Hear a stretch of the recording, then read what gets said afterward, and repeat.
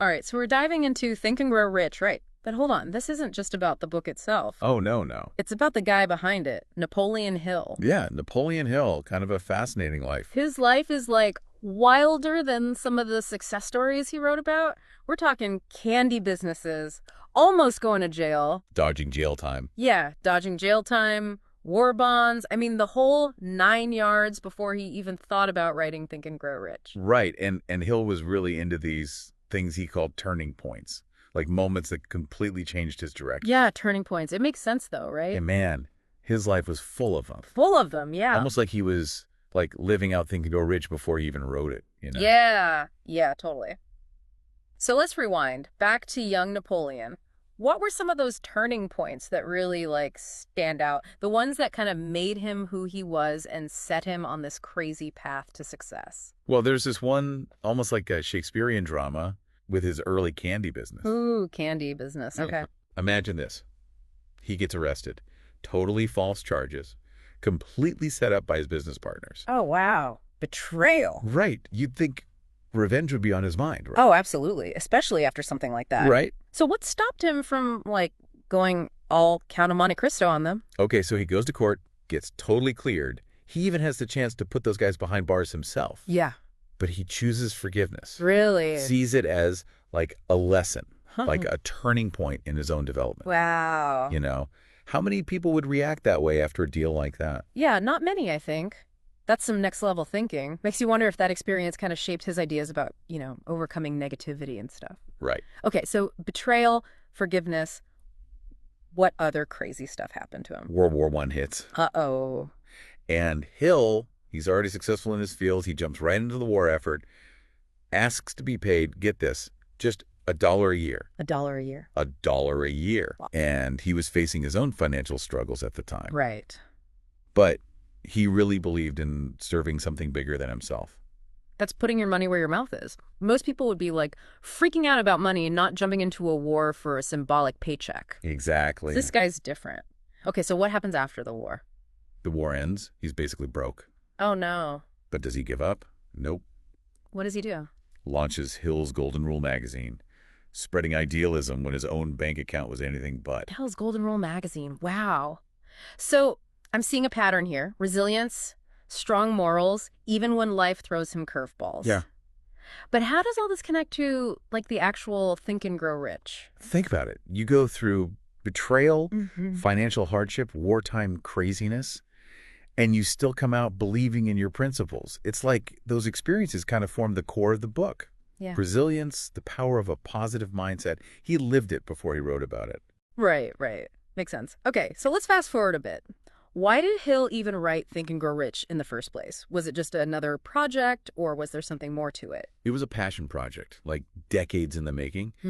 Andrew Carnegie, the steel tycoon, he kind of challenged Hill to figure out the secret of success. Oh, wow. Yeah, he wanted Hill to interview all these big-time industrialists and figure out what made them tick, you know? So Think and Grow Rich isn't just like Hill's opinions. It's based on years of research. Exactly. He was talking to the most successful people of his time. Yeah, for over 20 years. Wow. He's picking their brains, like figuring out the patterns behind their success. And remember, this is all happening during the Great Depression. Oh, right. Launching a book about wealth during the Depression? That's bold. Did publishers even want to touch it? They were hesitant, understandably so. Yeah. But get this, the book becomes a huge hit. People are desperate for hope, for a way out of their financial struggles, and Hill is offering, actual guidance, not just empty promises. So it's like the Depression kind of created the perfect environment for Think and Grow Rich to take off. People weren't just looking for inspiration, they were looking for a lifeline. Yeah, it's not just about getting rich, it's about beating the odds, achieving success when the world felt like it was falling apart. And Hill tapped into that. Okay, so we've got the background on Hill, the context of the book. Let's jump into the book itself. What's a big theme that jumps out from these excerpts? One that Hill really hammers on is persistence. But not just the, grit your teeth and power through kind. Right. He saw it as a state of mind, like something you cultivate. So persistence as a lifestyle, not just a one-time thing. How do you even build that kind of mindset? He breaks it down into a few things. You need a burning desire for what you want. Okay. Unshakable self-reliance. Yeah. carefully organized plans, Gotcha. and knowing your stuff, having accurate knowledge. Accurate knowledge, that's interesting. How does that tie into persistence? Like, is he saying just being informed somehow makes you more persistent? Think of it this way. You're more likely to keep pushing if you actually believe in what you're doing. Right. Accurate knowledge takes away that fear that comes from just guessing. Right. It fuels your confidence, which in turn fuels your persistence. It's all connected. So it's not just about willpower. It's about having the knowledge to back it up. He's like, do your research, people. I like how he blends those things together. So for everyone listening, which of these resonates with you most right now? What might be your sticking point? It's a good question to think about. Now, ready for one of Hill's more out there concepts? Oh, yeah, bring it on. This is the deep dive. We're all about exploring the unconventional. Okay, then. Let's talk about the subconscious mind. Okay. Hill called it the bridge to something he called infinite intelligence. Infinite intelligence. All right, that sounds pretty mystical. Break that down for us. What is he even talking about? Imagine your subconscious as like a recorder, right? Okay. It captures every thought, every impression that crosses your mind. No judgment. And Hill believed that the subconscious, it has the power to make desires reality. Really? But only when those desires are supercharged with emotion and faith. So he's saying that if you convince your subconscious that something is possible, it can actually make it happen. Like mind over matter. That's the core idea. Now, while Hill uses some, let's say, colorful language, All right. we can connect this to modern ideas. Think affirmations, visualization, all that stuff you see in self-help today. Yeah. It's all about tapping into the subconscious to make changes happen. So Hill was onto something back then that we're still trying to figure out today. It is fascinating, isn't it? Totally. How these like seemingly mystical ideas actually have some backing in modern research. Exactly. Okay, I'm hooked. Let's keep going. One thing I'm really interested in is this mastermind principle. Oh, yeah. What's Hill's take on that?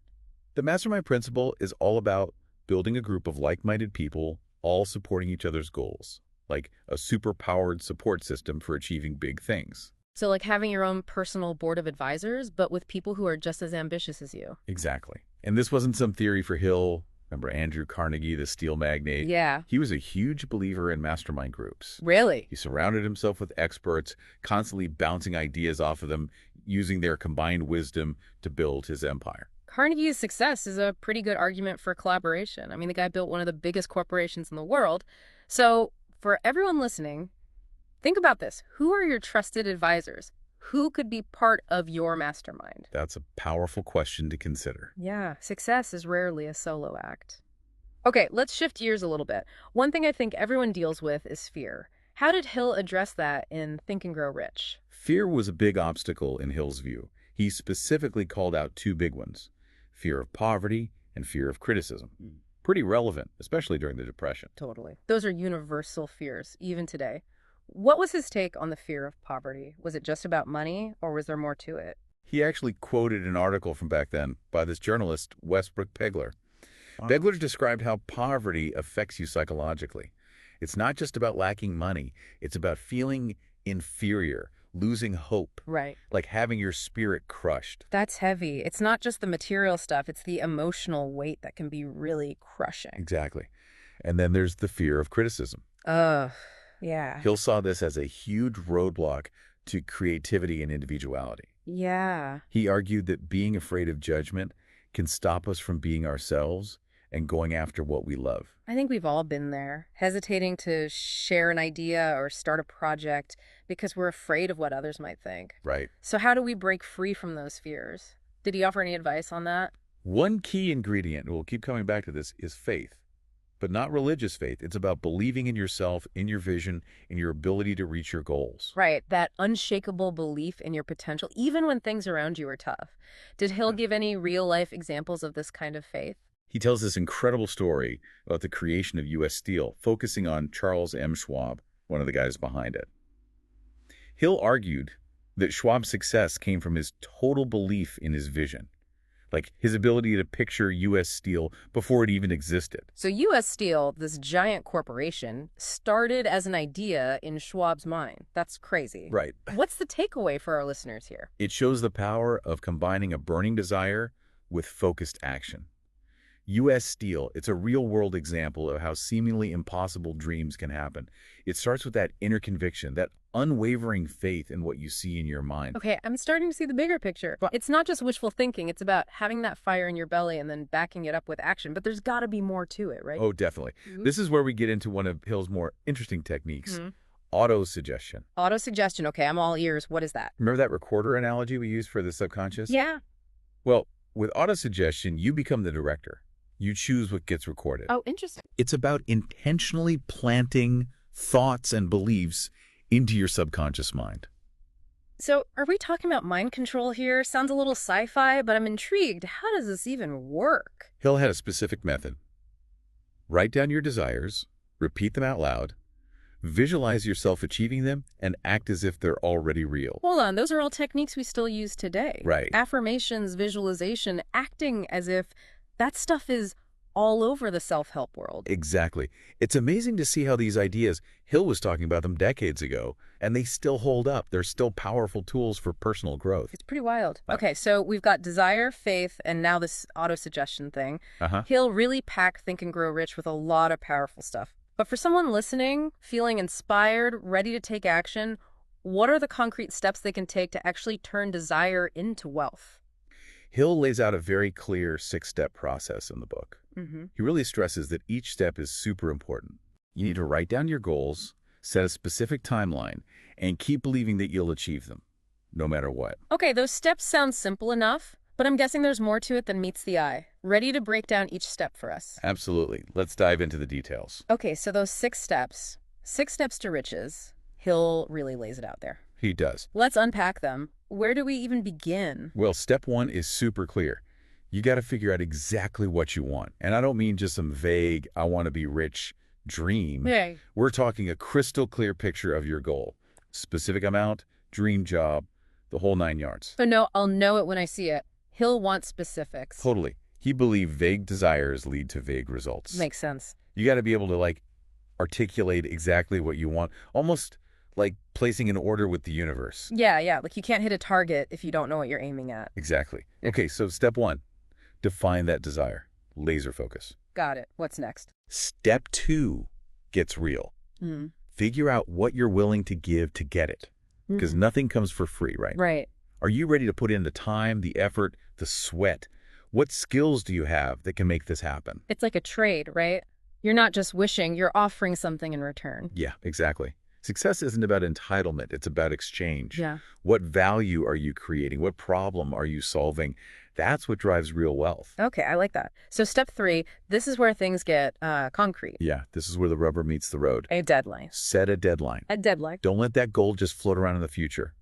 Pick a date on the calendar and commit to it. Okay. By this date, I will have achieved this. There's power in that, right? A deadline. It makes it real. Totally. It focuses the mind, forces you to take action. No more someday dreams. I like it. All right. Step 4. Let's keep this momentum going. Here's where the plan comes in. Create a step-by-step plan. Don't wait for the perfect moment or for everything to align. Just start taking action now. Even if it's not perfect, even if you don't feel totally ready. You know, this really resonates with me. I think we all have that tendency to overthink, to wait for the perfect moment. Oh, yeah. But he's saying, just start moving. Action creates momentum, Right. and momentum builds confidence. Yeah. The more you do, the more you believe you can do. It's a cycle, yeah. It feeds on itself. Okay, we're almost there. Step 5. This one is all about putting it all down in writing. Write a clear statement outlining exactly what you want, the amount, the time frame, what you'll give, your plan, everything. So it's like your own personal success manifesto. Exactly. And here's the key. Write it in the present tense, as if it's already happening. Oh, interesting. I am earning X amount by this date. I am using my skills and Y to achieve this. Whoa. Align your thoughts with your desired reality. That's powerful. It is. It's like tricking your mind to believing it's true. All right, last step, step 6. What's the final piece of the puzzle? This is where you really embody it. Yeah. Read your statement out loud, twice a day, morning and night. Okay. And don't just read the words. You got to feel the emotion. Visualize it. Yeah. Believe with every fiber of your being that it's already yours. So it's not enough to just go through the motions. You have to really feel it. Yes. Hill knew the power of repetition and emotion. By reading it with feeling, you're imprinting it on your subconscious mind, making it real. Okay, I get it. Those 6 steps sound simple, but I can see how they can be really powerful when you actually use them. It's like a blueprint, but the work comes in actually doing it, taking action, believing in yourself. Absolutely. And that's where a lot of people stumble. They get caught up in the details and they get discouraged. But Hill's philosophy is all about resilience, embracing the challenges. He also really stressed understanding the system, right? Like the system that controls wealth. It wasn't just about personal development, it was about understanding the bigger picture. Why was that so important to him? He believed you can't win the game if you don't know the rules. Right. And in this case, the game is wealth creation. And the rules are the principle that control money, resources, the whole thing. He dedicated a whole chunk of Think and Grow Rich to looking at capitalism, its strengths, its weaknesses. So it's not enough to just have a good idea or a plan. You have to understand the context, the environment. Exactly. And he wasn't afraid to dive deep into the system. He knew capitalism could be tough, but he also saw the opportunities. One thing that really stood out to me about his analysis of capitalism is how he saw capital itself. It wasn't just money to him, right? Oh, absolutely not. He described capital as a force, an energy that drives progress. It's not about hoarding wealth. It's about using it to create something new, something valuable, something that helps people. He called capitalists the brains of civilization, the risk takers, the innovators. That's a perspective you don't hear very often. It's interesting to hear his take on it, though. Definitely. He wasn't naive about the downsides, but he saw the potential. Okay, so we've got the 6 steps. We've talked about the system. What other nuggets of wisdom can we pull out of these excerpts? One that he emphasized a lot is the importance of rendering useful service. He really believed that true wealth comes from giving value to others, from solving problems, Yeah. making life better. It's not about chasing money for its own sake. It's about creating something people actually need and want. Exactly. Find a need in the marketplace and fill it. And the more value you create, the more wealth you'll build. It sounds so simple. It does. But I think a lot of people miss that. They get caught up in just getting rich without thinking about what they're offering in return. And that's why so many get-rich-quick schemes fail. Real wealth, lasting wealth, it's built on serving others, making a positive impact. Speaking of impact, he also talked about the importance of having a definite chief aim. What did he mean by that? It's your life's purpose. Oh, The big goal that drives everything you do, your North Star. right. So it's not just about wanting to be rich, it's about knowing what you want to achieve and why it matters. Exactly. Hill believed a definite chief aim is key to unlocking your full potential and attracting the resources you need to succeed.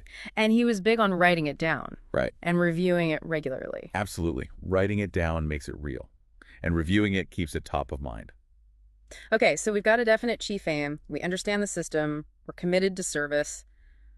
What else can we take away from his philosophy? A crucial part is understanding the power of your subconscious mind. Hill truly believed that your thoughts create your reality, Oh, wow. and that by influencing your subconscious, you can attract success. So it's not just about thinking positive thoughts. It's about, like, reprogramming those deeper beliefs and habits. Exactly. He compared the subconscious to a garden. Whatever you plant will grow, good or bad. That's a great analogy. It makes you think about what you're feeding your mind. It does. And he offered a bunch of techniques for working with the subconscious. Affirmations, visualization, auto-suggestion. Right. It's about creating an environment that supports your growth. One thing that really hit home for me was his focus on desire, like really burning desire for what you want. He believed that was essential for like activating your mind and getting what you want out of life. But how do you even cultivate that kind of desire? It starts with figuring out what truly excites you. Yeah. What are you passionate about? What gets you out of bed in the morning? Once you find that burning desire, you nurture it. You visualize it. You take action every day. So it's about aligning your actions with your desires. It is. Becoming a magnet for the things you want. He also told that story about Edwin Barnes, right? The guy who was obsessed with working with Thomas Edison. Yeah, the Barnes and Edison story, classic example of desire and persistence. Barnes was so determined to work with Edison, he traveled across the country just to show up at his office. He didn't just send a resume. Nope, he went all in. Yeah. And even though Edison brushed him off at first, Barnes didn't give up. He hung around, did odd jobs, made himself useful. And eventually, Edison gave him a chance. He did. And that led to Barnes becoming a major player in Edison's business. That's a pretty inspiring story. It is. It shows that desire, combined with persistence, can open doors you never thought possible. Now, another thing Hill talks about is specialized knowledge. Why was that so important? Specialized knowledge is crucial for success in any field. Hill saw it as the key to creating value, to solving problems, to standing out. So it's not just about knowing a little bit about everything, it's about becoming an expert in your area. Exactly. Hill believed that's how you offer something unique and valuable to the world. He also talks about being a lifelong learner, right? Always seeking out new information. Absolutely. The world is constantly changing, and those who stop learning, they get left behind. He tells that story about the woman who built a business around bookkeeping, right? Yeah, that's a perfect example. She had a talent for accounting and saw an opportunity to help businesses. And she turned it into a successful business. She did. It's a reminder that there are opportunities everywhere, no matter how ordinary they seem. Now, another concept that Hill emphasizes in Think and Grow Rich is the importance of developing a mastermind group. We talked about it a little before, but I think it's worth going deeper. Yeah, for sure. What exactly did Hill mean by a mastermind, and why was it so important to him? Well, imagine this. You've got this group, right? Hand-picked individuals, all driven, all wanting to grow. Yeah. And they come together to support each other's goals. Okay. That's the mastermind. Hill believed that this collective energy, the shared wisdom, it could really boost everyone's potential. So it's more than just networking or brainstorming. It's deeper than that. Way deeper. It's about using the power of collaboration, not just for ideas, but for accountability, for support, Yeah. for bouncing back from those inevitable challenges we all face. It's like a supercharged support system for achieving your dreams. Exactly. Hill also talked about being careful about who you let into your mastermind. It's not just about getting a bunch of smart people in a room, is it? No, it's about the right people. People who are positive, supportive, share your values. Yeah. But just as important, you want different perspectives, different experiences. Right. A mastermind, it thrives on challenging assumptions, on thinking outside the box. So it's like building a team where everyone brings something unique to the table. Exactly. That diversity, that's what sparks innovation and creativity. It's like the whole is greater than the sum of its parts. Exactly. And Hill himself, didn't he say that his own success was largely due to his mastermind group? Oh, absolutely. His relationship with Andrew Carnegie, that was a prime example. Yeah. Carnegie was a mentor, a challenger, an inspiration to Hill. Yeah. And Hill, he helped Carnegie refine his own ideas about success. That's amazing. Two people, different backgrounds, coming together and achieving great things. It really highlights the power of finding those mentors and collaborators who can push you to grow, to see things differently. Now, let's shift gears a bit. One thing that comes up a lot in Hill's work is the power of the subconscious mind. Why was that so important to his philosophy? Hill believed that our subconscious, it can work for us or against us. It's the control center for our thoughts, our beliefs, our actions. Yeah. And he said that by consciously influencing it, we can shape our reality. So it's more than just positive thinking. It's about reprogramming those deeper beliefs that might be holding us back. Exactly. Our thoughts create our reality. If we keep feeding our minds negativity, we're only hurting ourselves. So how do we actually do that? Influence our subconscious, I mean. He had tons of techniques. Affirmations, visualization, autosuggestion, we talked about those. Right. But he also stressed choosing your inputs carefully. What you read, who you spend time with, the information you take in, all of that shapes your beliefs. It's about being aware of the messages you're getting, even the ones you don't realize you're getting. Totally. It's about creating an environment that supports you, that aligns with your goals. One thing that I found really powerful in the excerpts was his emphasis on desire. Like truly burning desire for what you want. Yeah. He believed that was crucial for, making things happen, attracting what you want into your life. But how do you even create that kind of desire? It starts with knowing what truly lights you up. Right. What are you passionate about? Yeah. What gets you excited? Once you find that, you nurture it, you feed it, you take action towards it. So it's about making your actions match your deepest desires. Exactly. Before we wrap up, I wanted to touch on one more thing that resonated with me. Hill's emphasis on persistence. He believed that most people quit too soon, just before they're about to have a breakthrough. It's true. Why is that? Why is it so hard to keep going when things get tough? I think it's a lot of things. We want results now, instantly. Yeah, instant gratification. Right. We're told we can have success overnight, so it's hard to stay committed when things get hard or take time. And honestly, persistence is just plain hard work. It takes discipline, resilience, and the willingness to keep going even when you don't want to. So how do we build that kind of persistence? Any advice from Hill? He talks about having a clear vision, a burning desire, and believing in yourself, Okay. surrounding yourself with supportive people, and maybe most importantly, having a strong why, a deep reason for doing what you're doing. That makes sense. Without a strong why, it's easy to give up when things get tough. Totally. It's your fuel when you're running low on energy. Well, I think we've covered a lot, and I feel like I have a much better grasp of Napoleon Hill's philosophy. What do you think is the most important thing for our listeners to take away from all of this? I think the biggest takeaway is the power of our minds. He'll believe that we all have incredible potential if we're willing to put in the work. Think and grow rich. It's not just about money. It's about creating a life with purpose, with meaning. And it's a reminder that success isn't a finish line, it's a journey. So to everyone listening, what's that burning desire you're ready to turn into reality? We hope this deep dive has inspired you to think big, to believe in yourselves, and to take action. Thanks for joining us.